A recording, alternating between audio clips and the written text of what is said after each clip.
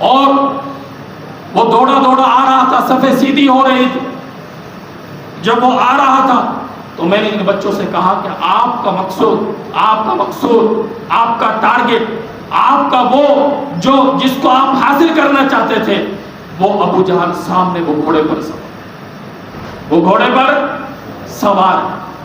اب سوچنے پر تو میں اور آپ ہوتے تو کہہ دیتے رسول اللہ صلی اللہ علیہ وسلم کی ابھی تک اجازت نہیں ہے، ہم کیوں جائیں؟ ہم کیوں کفار کے چمگھٹے کے اندر اپنے آپ کو گھسائیں؟ کیوں اپنے اوپر تلواروں کے وار کروائیں؟ نہیں میرے عزیزو، ان کو پتا تھا جو آج اللہ کے راستے میں شہید ہو گیا وہ ہمیشہ کے لیے تھا. عبد الرحمن بن عوف رضی اللہ عنہ فرماتے کہ میں نے دیکھا کہ عقاب پرندے کی طرح یہ دونوں بچے اس طرح جھپٹے، اس طرح تیز ترار دوڑے کہ میں ایک پل میں نے دیکھا کہ انہوں نے ابو جہل کے ایک بھائی نے گھوڑے پر وار کیا، ایک نے ابو جہل کے کندھے پر وار کیا، گھوڑے کو بھی نیچے گرا دیا، ابو جہل کو بھی نیچے. اب جب ابو جہل نیچے گرا، ان کا بیٹا اس وقت تک مسلمان نہیں ہوا تھا اکرمہ، انہوں نے دیکھا کہ ہمارے باپ کے دشمن یہ، ہمارے باپ کے قاتل یہ، انہوں نے ہمارے باپ کو وہ بڑا اپنے آپ کو متکبر بڑا سردار کہلاتا تھا. اسی وجہ سے اللہ تعالیٰ نے فرمایا وَلَا تَكُونُوا كَالَّذِينَ خَرَجُوا مِن دِيَارِهِمْ بَطَرًا وَرِئَاءَ النَّاسِ. ایمان والو، جب بھی کہیں پر آپ جاؤ، چاہے جہاد کے لیے جاتے ہو، چاہے حج کے لیے جاتے ہو، چاہے دعوت تبلیغ کے لیے جاتے ہو، کسی کام کے لیے بھی جاؤ تو غرور نہ کرنا ان کافروں کی طرح، جس طرح ان کا ہم نے سر قلم کرا دیا اسی طرح متکبروں کو زیر بلکہ عاجزی اور انکساری کے ساتھ چلا کرو، اپنے آپ کو مٹاتے ہوئے چلا کرو. جب اپنے آپ کو مٹائیں گے اللہ بلند کرے گا، جو اپنے آپ کو بلند کرے گا اللہ اسے زیر کرے گا. جب ان دونوں بھائیوں نے گھوڑے کو بھی ابو جہل کو بھی نیچے گرا دیا، اب معوذ اور معاذ دونوں آگے دیکھا کہ ابھی تک سانس باقی ہے، اس کو مزید حملہ کرتے. اکرمہ نے حملہ کیا، حملہ کرنے کے بعد اب معوذ کے یہ کیا ہے، یہاں سے یہ بازو کٹ گیا. جب بازو کٹا تو بازو کٹنے کے بعد ہڈی کٹ گئی تلوار سے، اور اس کے بعد صرف ایک چمڑے کا چند ٹکڑا باقی رہ گیا. اب جب لڑتا ہے تو اس سے تکلیف ہوتی ہے، جب اگر مقابلہ کرتا ہے تو وہ مشقت اٹھانی پڑتی ہے. اب میں اور آپ ہوتے اور کہتے کہ یا رسول اللہ ہم جا کر آپ کو رسول اللہ صلی اللہ علیہ وسلم کو دکھا دیں گے، ہمیں خوشی کی جنت کی کامیابی مل جائے گی، ہم یہاں پر بس کر دیتے. نہیں، اب معوذ اور معاذ کہتے ہیں کہ جب ہمیں یہ تکلیف دے رہا ہے تو ایک ہاتھ سے پکڑ کر اس کو پیر کے نیچے کیا اور پیر کے ساتھ اس کو بھی چمڑے کو بھی توڑ ڈالا، اس کو بھی ختم کر ڈالا کہ بھئی جو دشمن کے راستے میں رکاوٹ بنے اس کا بھی نام و نشان ختم ہو جائے. لڑ رہے ہیں، لڑتے لڑتے آخر کار رحمت دو جہاں فخر دو عالم صلی اللہ علیہ وسلم نے ان صفوں کے اندر سے حضرت علی رضی اللہ تعالیٰ عنہ، ایک عبادہ بن جراح رضی اللہ تعالیٰ، ایک اور صحابی ہیں، ان کو نکالنے کے بعد ان کو کہا کہ جاؤ مقابلہ کرو. اور میرے عزیزو ایمان والو، یہ بات میرے اور آپ کے ذہن میں ہونی چاہیے کہ صحابہ اپنی جان کو قربان کرنا فخر سمجھتے تھے، زندگی کے اندر جینے کو اپنا کمال نہیں سمجھتے.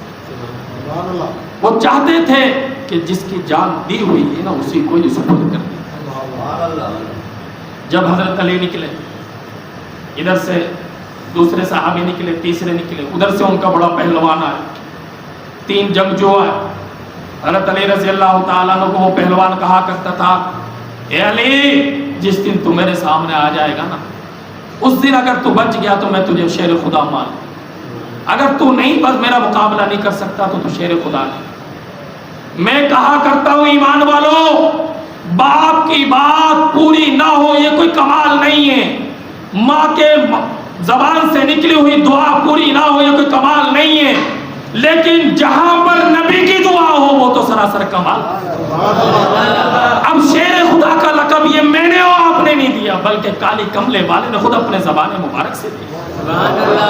جس کو اللہ کے رسول شیر خدا کہہ رہے ہوں اس کو کوئی گیدڑ بنا سکتا ہے، اس کو زیر کر سکتا ہے. جب وہ پہلوان سامنے آیا اس نے وار کیا، حضرت علی رضی اللہ تعالیٰ نے تلوار کے ساتھ اس کو وہیں پر وہ.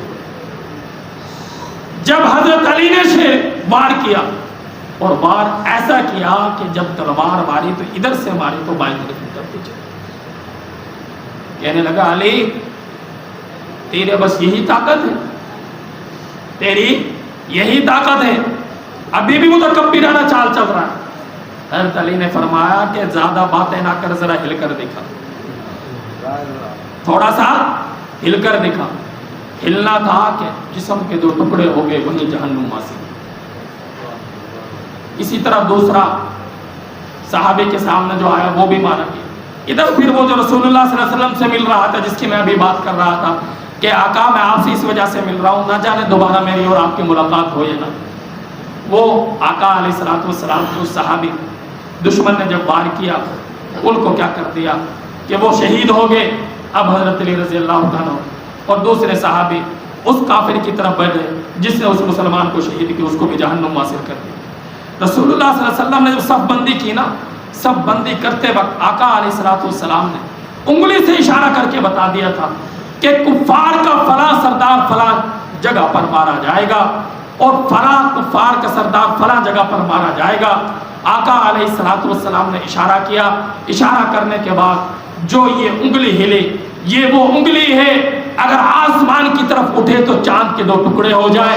یہ وہ انگلی ہے اگر کفار کے سردار کی طرف نشاندہی کرے تو وہ کفار جہنم واصل ہو جائے.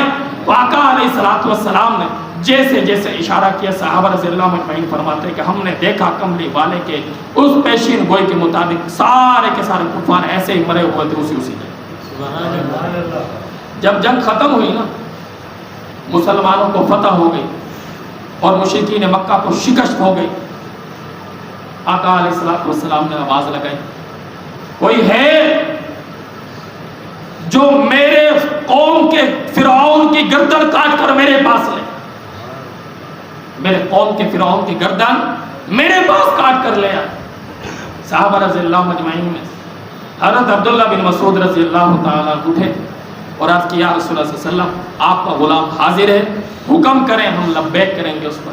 آقا علیہ الصلوۃ والسلام نے فرمایا جا ان کافروں کے اندر جتنے بھی جہنم واصل ہو چکے ان کے اندر جا کر تم میرے قوم کے فرعون کی لاش کو تلاش کر اور اس کی گردن میرے کاٹ کر میرے پاس لے آ. عبداللہ بن مسعود رضی اللہ تعالیٰ تلوار اٹھائی. تلوار اٹھانے کے بعد ان جہنم واصل کفار کی لاشوں کے اندر تلاش